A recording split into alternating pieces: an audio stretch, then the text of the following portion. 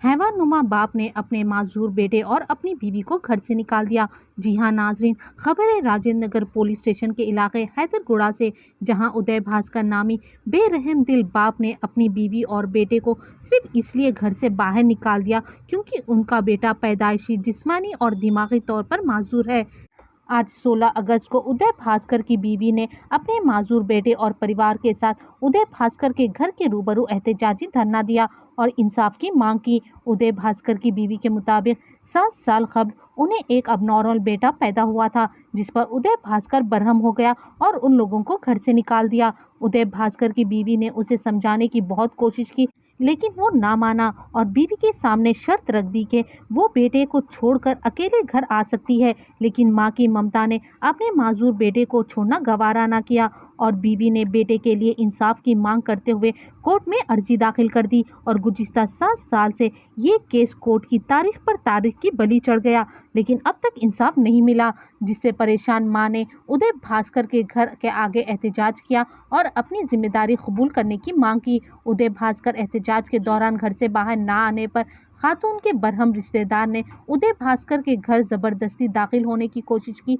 और तोड़फोड़ की, जिस पर उदय भास्कर और रिश्तेदारों के दरमियान झगड़ा हो गया। ये सब अफसोस की नज़ारा 7 साल मासूम परेशान की नज़रों से देख रहा था, जिसे शायद पता भी नहीं कि ये सब क्यों और क्या हो रहा है।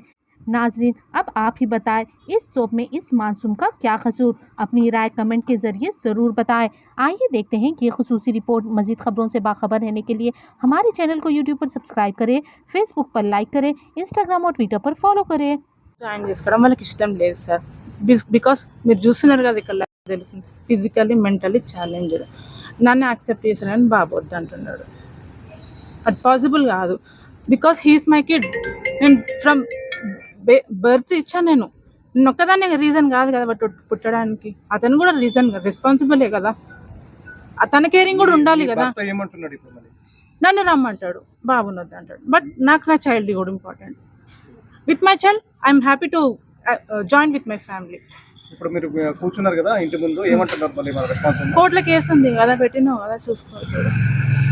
ఫ్రమ్ 7 years ఐఎమ్ కోర్టులో ఓకే సాఫ్ట్గా వెళ్తున్నా. ఇంటి ముందర న్యూసెన్స్ చేయకూడదు, సాఫ్ట్గా వెళ్ళాలని. But they was not reasoning, no response. కోర్టులో చూసుకుందాం కేసు పెట్టినావు కదా. కేసు పెట్టక ముందు కూడా వచ్చాను సార్ నేను. మధ్యలో మీడియేటర్స్, ఫ్యామిలీ మెంబర్స్ని మీరు మధ్యలో రావద్దు, తను కోర్టులో చూసుకుంటుంది, మీరు మధ్యలో రావద్దు. ఇప్పుడు కూడా ఇప్పుడు కూర్చాను సార్. ఎవ్వరు ఇంత పెద్ద ఏరియా అత్తపూర్ హైదరాబాద్ అంటే ఒక పర్సన్ రావచ్చు కదా. ఇలా చాలా పెద్ద ఫ్యామిలీ, బీట్కూరలు అంటే చాలా పెద్ద ఫ్యామిలీ, రావాలి కదా. వై నా పెళ్ళికి ఎంతమంది వచ్చిన వాళ్ళు ఇవాళ ఒక్కరోజు కూడా ఎందుకు రాలేరు?